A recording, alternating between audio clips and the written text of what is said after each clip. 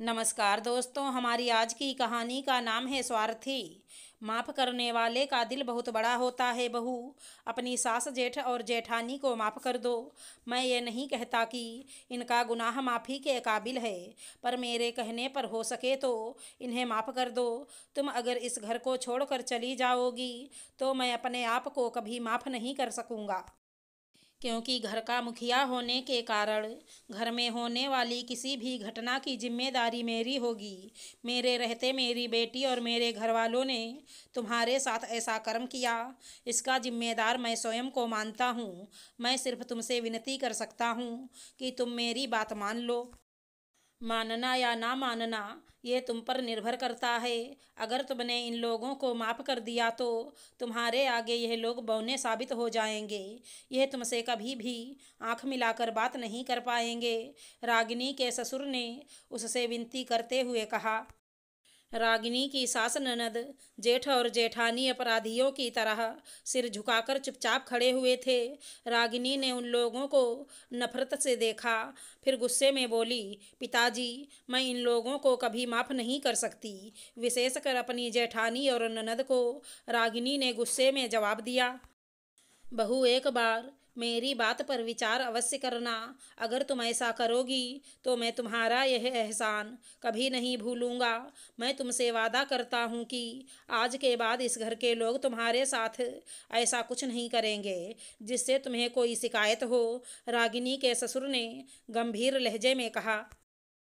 ठीक है पिताजी, मैं कोशिश करूंगी कि इन लोगों को माफ़ कर सकूं, पर मैं वादा नहीं कर सकती। मैं जानती हूं कि माफ़ करने वाले का दिल बहुत बड़ा होता है, पर मैं अपने दिल को इतना बड़ा कर पाऊंगी कह नहीं सकती। इतना कहकर रागिनी ने गुस्से में अपनी ननद को देखा और वहां से हटकर अपने कमरे में चली गई। रागिनी के ससुर ने अपनी बेटी को जलती हुई नज़रों से देखते हुए कहा, मुझे तुमसे ऐसी उम्मीद नहीं थी। तुम भी किसी के घर की बहू बनने वाली हो। अगर तुम्हारे ससुराल वाले और तुम्हारी ननद तुम्हारे साथ वही करें जो तुमने अपनी भाभी के साथ किया है तो तुम्हें कैसा लगेगा। तुम और बड़ी बहू ईश्वर से प्रार्थना करो कि रागिनी बहू तुम दोनों को माफ़ कर दे, वरना मैं भी तुम दोनों को कभी माफ़ नहीं करूँगा। इतना कहकर वे वहाँ से चले गए। अपने पिता की बात सुनकर रीमा का चेहरा डर से पीला पड़ गया। रागिनी की जेठानी के चेहरे पर भी घबराहट साफ दिखाई दे रही थी। उधर रागिनी अपने कमरे में आकर बिस्तर पर बैठ गई। उसकी आंखों से आंसुओं की धारा बह रही थी। रोते हुए वह अतीत की गहराइयों में उतरती चली गई। रागिनी अभी अभी घर का काम निपटाने के बाद अपने कमरे में गई थी। दोपहर के 2 बज रहे थे। वह बिस्तर पर बैठी ही थी कि फोन बज उठा। रागिनी ने फ़ोन उठाया, देखा तो फ़ोन उसकी माँ का था। माँ ने रोते हुए बताया कि तुम्हारे पापा अस्पताल में भर्ती हैं, उनको दिल का दौरा पड़ा है, आईसीयू में हैं, वो तुमसे मिलना चाहते हैं, तुम जल्दी आ जाओ। माँ ने घबराते हुए कहा। ठीक है माँ, आप घबराइए नहीं, मैं अभी चल दूंगी तो रात तक वहाँ पहुँच जाऊंगी। आप फ़ोन रखिए, अपना और पापा का ध्यान रखिए, मैं वहाँ आ रही हूँ, रागिनी ने कहा और फ़ोन रखकर अपने सास के कमरे में चली गई। माँ जी, मुझे अभी अपने मायके जाना है। पापा को दिल का दौरा पड़ गया है, वो मुझसे मिलना चाहते हैं। रागिनी ने एक ही सांस में सब कह दिया। ठीक है, तुम चली जाओ, सास ने कहा। सास की बात सुनकर रागिनी ने राहत की सांस ली, क्योंकि वो सोच रही थी पता नहीं उसे जाने की इजाज़त मिलेगी भी कि नहीं, क्योंकि उसकी ननद हमेशा अपनी माँ के कान भरती रहती थी। रीमा रागिनी की ननद उसे पसंद नहीं करती थी। इसका कारण था रागिनी की सुंदरता और उसका सौम्य व्यवहार, जबकि दूसरी तरफ रागिनी की ननद रीमा का व्यवहार बहुत ही कर्कश था और सोने पर सुहागा। वो दिखने में भी साधारण शकल सूरत वाली लड़की थी। रागिनी के आने के बाद उसके सास ससुर अक्सर अपनी बेटी से कहते, रीमा तुम भी रागिनी की तरह बनो, सबके साथ मिलजुल कर रहना सीखो, कल को तुम्हें भी ससुराल जाना है, तुम्हारा अच्छा व्यवहार ही तुम्हें अपनी ससुराल में मान सम्मान दिलाएगा। अगर तुम सबके साथ बुरा बर्ताव करोगी तो कोई तुम्हें सम्मान नहीं देगा। रीमा जब अपने माता पिता के मुख से अपनी भाभी रागिनी की तारीफ सुनती तो जल भुनकर रह जाती। रीमा की बड़ी भाभी भी रीमा को रागिनी के खिलाफ भड़काती रहती थी, क्योंकि उनका स्वभाव भी रीमा की ही तरह था। इसलिए दोनों ही रागिनी से ईर्ष्या करती थी। रागिनी को इसी बात का डर था, कहीं उसकी ननद और जेठानी उसकी सास को भड़का ना दें। रागिनी ने देखा था कि उसकी सास अच्छी होने के बावजूद भी कभी कभी अपनी बेटी के भड़काने पर रागिनी को खरी खोटी सुना देती थी। उसकी शादी को अभी ज़्यादा समय नहीं हुआ था। वो 5 महीने पहले ही इस घर में बहू बनकर आई थी, पर सास ने जब उसे मायके जाने की इजाज़त दे दी तो उसने संतोष की सांस ली और वो अपने कमरे में जाकर जाने की तैयारी करने लगी। तभी उसकी सास, ननद, जेठ और जेठानी उसके कमरे में आ गए। उन्हें एक साथ देखकर रागिनी चौंक गई। अभी वो कुछ समझती कि उसके जेठ ने गुस्से में कहा कि तुम अपने मायके नहीं जा सकती, क्योंकि कल रीमा को लड़के वाले देखने घर पर आ रहे हैं। घर में बहुत काम होगा, सारे काम अकेले मेरी पत्नी नहीं करेगी। क्या तुम चाहती हो कि रीमा ऐसे समय पर घर के काम करे? अब ससुराल की जिम्मेदारी तुम्हारी भी है। वहाँ तुम्हारे पापा को देखने के लिए उनके लड़के और तुम्हारी माँ हैं। यहाँ तुम्हारी ज़्यादा ज़रूरत है। कल के बाद किसी दिन चली जाना। वैसे भी अगर उन्हें मरना ही होगा तो तुम्हारे जाने से बच नहीं जाएंगे। भैया, मुझे लगता है कि भाभी काम से बचने का बहाना ढूंढ रही थी और अब अपने पिता की बीमारी का बहाना बनाकर यहाँ से भागना चाहती हैं। माँ ने छोटी भाभी को कुछ ज़्यादा ही सिर पर चढ़ा लिया है। भाभी, कहीं ऐसा तो नहीं आपसे मेरी खुशी देखी नहीं जा रही है? मेरा रिश्ता इतने अमीर घर में होने जा रहा है, जबकि मैं तो आपकी तरह सुंदर भी नहीं हूँ। रीमा ने व्यंग्यात्मक मुस्कुराहट के साथ कहा। अपने जेठ और ननद की बात सुनकर रागिनी रोने लगी। रागिनी ने अपनी सास की तरफ आशा भरी नज़रों से देखा, पर उन्होंने भी अपने बेटे और बेटी का समर्थन करते हुए कहा, ये सब ठीक कह रहे हैं, तुम्हें पहले अपनी ससुराल की जिम्मेदारी को निभाना चाहिए।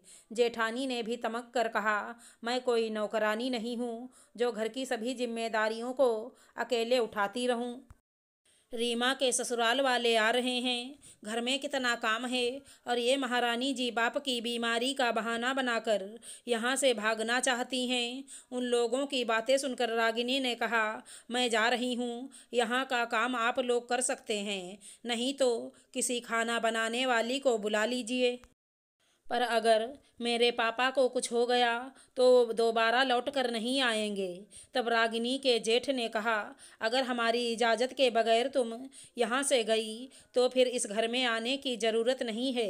अपने जेठ की बात सुनकर रागिनी घबरा गई। वो सोचने लगी, अगर वो हो गई तो यह लोग नाराज हो जाएंगे।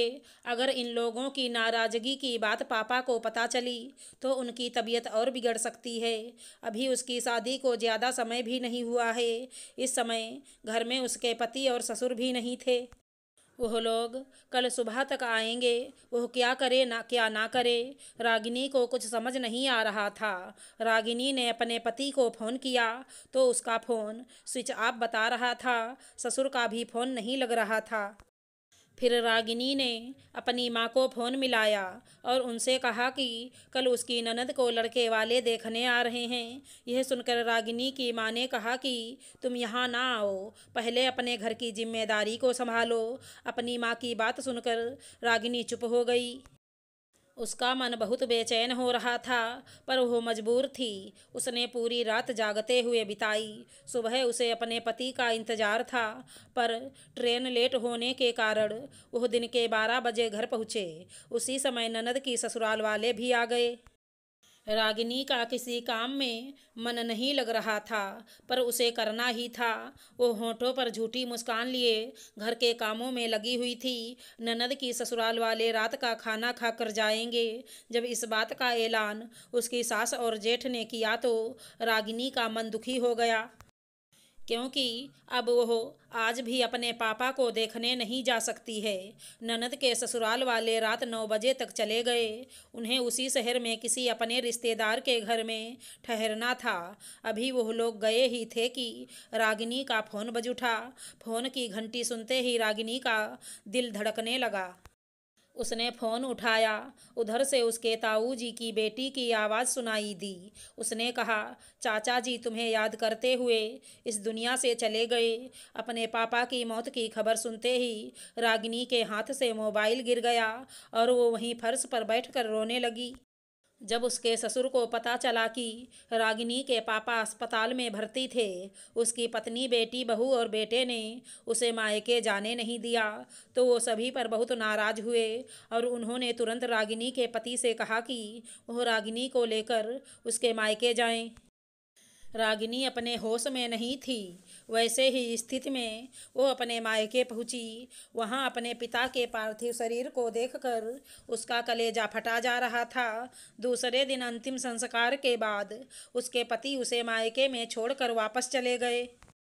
उन्होंने कहा था कि जब वो 13वीं पर आएंगे तब वो उसको अपने साथ लेकर चलेंगे। उसकी माँ बार बार कह रही थी कि तुम्हारे पापा तुमसे मिलना चाहते थे, पर रागिनी ने किसी से यह नहीं बताया कि वो क्यों नहीं आ सकी थी। 13वीं के बाद जब वह अपनी ससुराल पहुंची तो उसने अपने पति से कहा कि वो ऐसे लोगों के साथ नहीं रह सकती जिनके मन में इंसानियत नहीं है, जो स्वार्थी हैं। जब यह बात उसके ससुर को पता चली तो उन्होंने उसे अपने पास बुलाया और कहने लगे कि अगर हो सके तो वो उन्हें और उनके घर वालों को माफ़ कर दे। आशा करती हूँ हमारी कहानी अच्छी लगी होगी। धन्यवाद दोस्तों।